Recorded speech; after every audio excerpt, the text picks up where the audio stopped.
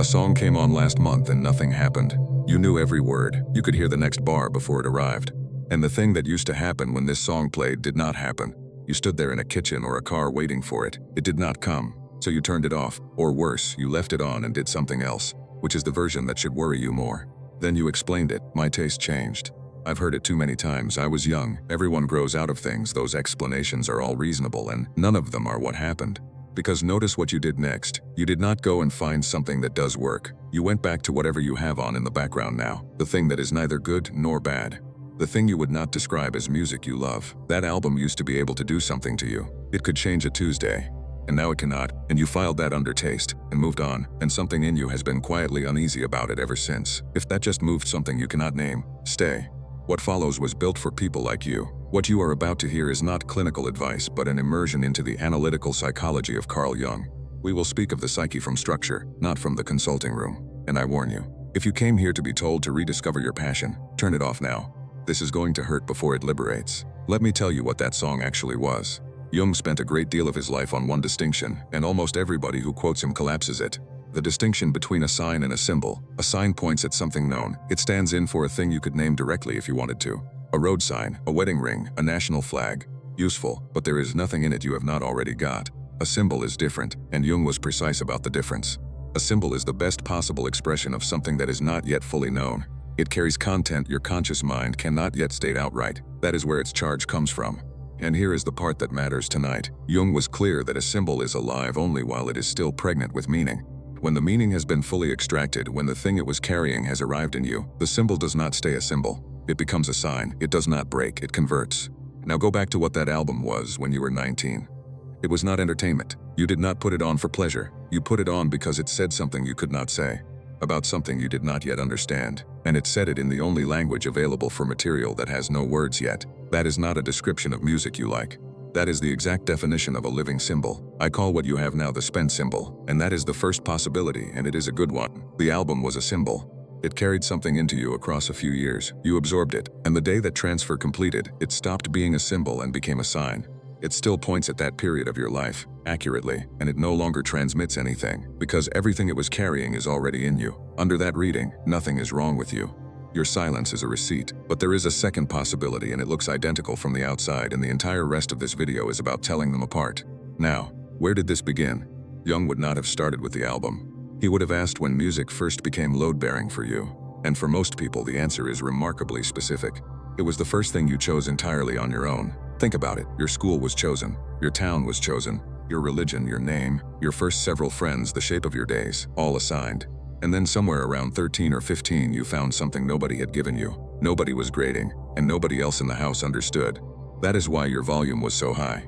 Not to hear it better, because it was the one territory that was yours, and that is why it could carry so much. A symbol needs a private space to work in, and you had exactly one, and you filled it. Now here is the part Jung would insist on, and it is one of his genuinely central ideas, and it is barely discussed anywhere. He argued that the tasks of the first half of life and the tasks of the second half are not the same tasks, and that most suffering in the middle years comes from one thing: carrying on with the first set after they are finished. The first half is construction. Build a self, separate from your family. Establish your position. Find out what you are. Those are enormous jobs and they consume everything you have, and the music was for that. All of it. The intensity, the identification, the way you needed people to know which bands they were. That was a self under construction using the only materials available. You finished. Not perfectly, but you finished. And the second half does not run on the same fuel. That is not decline. That is the schedule. So the first thing I want you to consider is that the silence where the music was may not be a symptom at all. It may be a completion notice, and you have been reading it as an obituary. But, and this is the whole reason this video exists, there is a second thing that produces exactly the same silence, and it is not completion. And most people who feel uneasy about their dead albums are uneasy because some part of them already suspects which one it is. Now I want to walk you through what the second one costs. Jung's interest was never the symptom, it was the accounting. There are 3 consequences and they get worse in order. The first I call the unplanted garden. Here is the diagnostic that separates the 2 cases, and it is not about the old music at all. It is about what came after. If a symbol was spent, the psyche produces another one. That is what it does. It is not a machine that runs out. It is a machine that keeps generating. When one container is emptied, it builds a new one. So a person whose album completed should in the following years have found other things that carried charge. Different things. A place, a subject, a craft, a person. Another kind of music entirely. So ask the question directly. In the last 5 years, what have you found that does what that album used to do? If you can name something, you are in the first case, and you can relax. If the honest answer is nothing, then the album is not the story. There is a garden that is perfectly maintained, mound-weeded, tidy, nothing dying, and nothing has been planted in it for 6 years. From the road it looks fine. It looks better than the messy one next door. And it is not a garden anymore, it is a lawn, and the difference is invisible until you go looking for what has grown. Now audit your own, not what you consume, what has actually taken root. How many songs have entered your life in 4 years and stayed? You will probably find your number is close to 0, and that you never noticed, because nothing was ever removed, nothing died. It simply stopped being added to, and there is a specific tell here that is worth more than the audit. Think about what happens when somebody recommends you something. A friend says you have to hear this, and you say yes, definitely, send it, and they send it, and it sits there. You are not being rude and you have not forgotten. Something in you declined it at the moment of the recommendation, before you had heard a note, and the yes you gave was social rather than real. That is not busyness. Busy people still listen to one song. What you did was decline delivery, and you have been declining delivery for years, politely on everything. Now count how many of those are sitting unopened in your messages right now. That number is a better measure of this than anything you feel about the old album. The second consequence is stranger, and it costs you something you cannot get back. I call it the flattening of the archive. While the music was live, it did a second job you never asked it to do. It indexed you. Each album was welded to a specific 8 months of your life. You could hear 4 bars and know not just the year but the room, the weather, who you were annoyed with, what you were frightened of. Your past had chapters, and the chapters had edges, and the music was what made the edges. Stop playing it and the index degrades. Not the memories exactly, the separations between them. Fly over a coastline at 30,000 feet. From the ground, every cove is a different place, different rocks, different smell, an hour's walk between them. From altitude it is one line. Nothing has been destroyed. The detail has stopped being available. Your 20s used to be 11 distinct chapters. Ask yourself what they are now. For most people, they have become a single undifferentiated block called back then. That compression happened silently over years. And nobody warns you it is happening while it happens. And you can watch this happening in real time if you want proof. Try to place 3 ordinary memories from a single year of your 20s in the right order. Not big events, ordinary weeks. Which came first? You probably cannot do it. And you assume that is just how memory works. It is not just how memory works. It is how memory works once the index has been allowed to degrade. And the cost is not sentimental. If you cannot separate the chapters of your own past, you cannot see the shape of your own change. You lose the ability to say I was like that and now I am like this, because there is no longer a that with edges. And if what I am telling you is touching something deep in you, if you feel that finally someone is putting words to a thing you have carried for years without understanding, subscribe now. Not for me, for yourself, because what comes next is the one that matters, and you should not have to go looking for it later. Let us continue. And here comes the third one. I need you to receive this one with your guard all the way down, because it is the one that quietly closes the door. I call it the pre-emptive flatness. Watch what you have started choosing. The film you have already seen, the restaurant you know, the album that is fine, the holiday to the place you went last time. You will explain each of those individually, and every explanation will be sensible. You were tired. You did not want to risk a bad meal. You had a lot on. Now look at the pattern rather than the instances. You have been systematically selecting for things that cannot disappoint you. And a thing that cannot disappoint you is, by definition, a thing that cannot move you either. Those are the same property.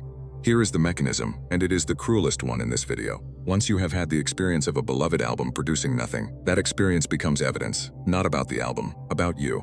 Some part of you concluded, in that kitchen, that you might be a person who no longer gets moved by things. And now every new thing you try is a test of that conclusion. Which means trying something and feeling nothing is no longer a wasted evening. It is a verdict being confirmed. So you stop taking your own test. That is why you rewatch. That is why you re-listen. You are not being lazy or nostalgic. You are avoiding a result, and here is where it seals. Every avoided test is a year the garden is not planted in, which produces more evidence that nothing takes root, which makes the next test more frightening. The avoidance is not a response to the flatness. After a certain point, the avoidance is manufacturing it. That is the last threshold. Not that things stopped moving you, that you quietly stopped presenting yourself to be moved at all. And there is one more thing you have almost certainly done without registering it as part of this. You have stopped finishing things, not tasks, experiences. You start the album and you leave it at track 4. You start the series and you drift at episode 3. You do not abandon them in disgust. You simply do not return, and you would say you got busy. Something needs uninterrupted contact to become load-bearing in you, and you have quietly stopped giving anything that contact. So nothing gets far enough in to take. That is not attention span. That is the same avoidance, wearing the most respectable costume it owns. Now, what follows is not what you expect, and I want to be clear about that in advance. Jung is not going to tell you to make a playlist. He is not going to send you to a concert. He is not going to tell you to rediscover your passion, or curate your inputs, or listen to one new album a week until something sticks. Every one of those treats the problem as insufficient exposure, and exposure is not what is missing. You are exposed to more music in a week than your grandparents heard in a decade. What he described is a question of what stage you are in, and whether the machinery that makes meaning is still running. Here is the image that makes this land, and it will do the rest of the work for us. Think about scaffolding. While a building is going up, the scaffolding is everything. It is climbed on daily. It carries the workers, the materials, the whole enterprise. Nobody looking at that site would say the scaffolding is decoration. And when the building is finished, the scaffolding comes down. It has to. You cannot live in a house wrapped in poles. Nobody mourns a scaffold. You have never stood in a street grieving one. Everyone can see what it was for, standing right there. Your music was scaffolding. It was not the self. It was the structure that let a self be built at the only age when that job could be done. And you climbed on it every day for about 8 years. Its removal is not the loss. Its removal is what finishing looks like. But now hold that image and turn it, because this is the whole diagnostic. The scaffolding coming down is only good news if there is a building behind it. That is the question. Not whether the music still moves you, whether something got built. So here is the practice, and it is one evening, not a program. I call it the return trip. Choose 3 pieces of music. One from before you were 18, one from your 20s, one from the last 5 years. And if you cannot find a third, that is not a failure of the exercise. That is the exercise answering you before you have started. Play them properly, not in the background. Sit down, no phone, no second screen. The way you used to listen when listening was the activity, rather than the thing behind the thing you were doing. And do not try to enjoy them. That is the instruction people ignore, and it ruins the whole thing. You are not auditioning them. You are taking a reading. Because there are 3 possible results, and they mean completely different things. The first is memory without charge. You remember precisely. You can see the room, and there is no current running through it. That is a spent symbol, and it is fine, and it means the transfer completed. You keep the meaning. You do not need the container. The second is a flinch. You want to turn it off. Something in the first 30 seconds is uncomfortable, and you find a reason to stop. That is not deadness. That is the opposite. A charge that's strong means the symbol is still live, and there is material behind it you have not finished with. That one is worth returning to, deliberately, more than once. The third is nothing at all. Not memory, not charge, not discomfort. Just sound in a room and mild boredom. If all 3 give you the third result, you now know something you did not know this morning, and it is not about music. And you will be tempted to skip straight to the third song, the recent one, because you already suspect what the first 2 will do. Do not. The order matters. You need the old ones first to calibrate. Without them, you have no reading to compare against, and you will judge the recent one against a memory of how music used to feel, which is not a fair test of anything. Play them in order.